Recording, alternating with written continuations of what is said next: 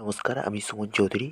আর আজকে তোমাদেরকে শোনাবো প্রত্যেকবারের মতন আরও একটি ছোট ভৌতিক গল্প। গল্পটি কথকের ভাষাতেই আমি তোমাদেরকে শোনাবো। কিছুটা পুরনো দিনের একটা শহরের গল্প। শোনো, ভালো লাগবে। আমরা কয়েকজন বন্ধু মাঠে বসে গল্প করছি। কথা থেকে কথা বাড়ে, আর বাড়তে বাড়তে গল্পর মোড় ঘুরে গেল ভূত প্রসঙ্গে। যে যেখানে ভূত দেখেছে সে তার ভূত বৃত্তান্ত বলতে শুরু করলো। আর সবশেষে সকলের একটাই কথাতে, তুই হয়তো ভূত দেখিসনি, তুই ভুল দেখেছিস, এই ইত্যাদি ইত্যাদি। এভাবেই কথায় কথায় তর্ক বেঁধে যাওয়ার উপক্রম। এমন সময় মাঠে আমাদের আশেপাশে পায়ের শব্দ শুনতে পেলাম। তারপরে আমাদের পাশে এসে বসলো শ্রীলোচন। আমরা এক প্রকার অবাক হয়ে গেছিলাম। কিছুক্ষণ তাকিয়ে থাকি, চিনতে একটু অসুবিধা হচ্ছিল বই কি, কিন্তু কিছুক্ষণের মধ্যেই আমরা চিনে ফেললাম। হ্যাঁ, ঠিক শ্রীলোচন। তারপর বললাম, শ্রীলোচন, তুই কবে ফিরলি আমেরিকা থেকে? সে মুচকি হেসে বলল, এই কয়েকদিন হলো। শ্রীলোচন আমাদের স্কুলের বন্ধু। ছোটোবেলায় মাধ্যমিকের পর ওর বাবার বিদেশের কোনো কাজের সূত্রে ও বিদেশে চলে যায়। তারপর এই 12 বছর পর আমাদের সঙ্গে ওর দেখা। আমাদের মধ্যে থেকে একজন বলে ওঠে, তুই চিনলি কিভাবে আমাদের? অসুবিধা হয়নি? না, কেন অসুবিধা হবে? তোরা তো আমাকে চিনতে পারলি। কেনই বা অসুবিধা হবে বল? তোরা চিনতে পারলি তো আমাকে, নাকি? আচ্ছা, ছাড় সে কথা। তোরা ভূত সম্পর্কে কি আলোচনা করছিলিস না?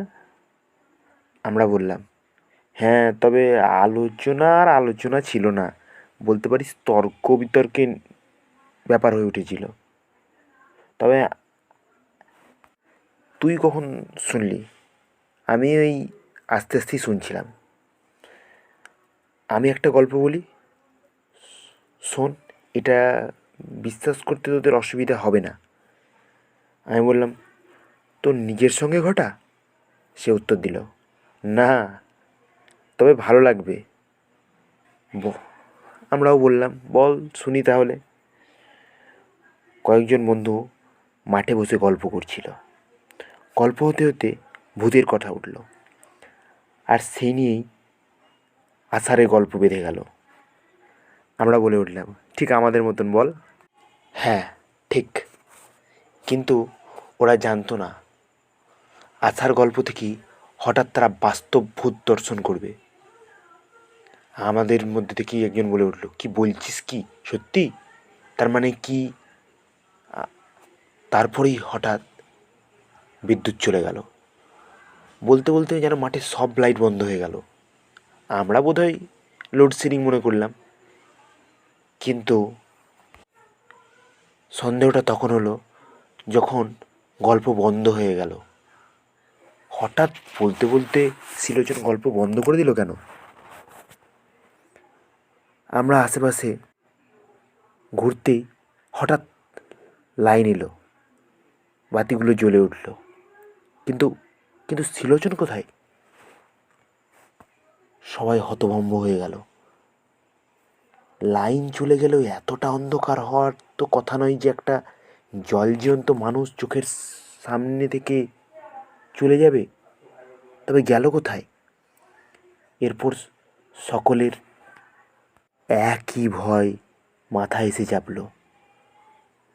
প্রত্যেকে ভয় পেতে শুরু করেছে। তবে তবে কি শ্রীলোচন?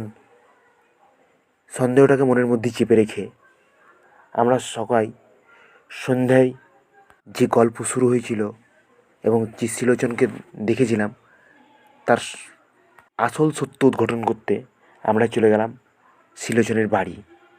শ্রীলোচনের বাড়ি বলতে তাদের পুরনো ভিটে, যেখানে জেঠু থাকতো।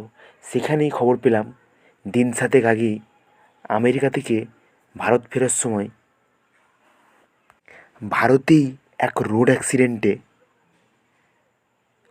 শিলোচন আর ওর মা মারা গেছে।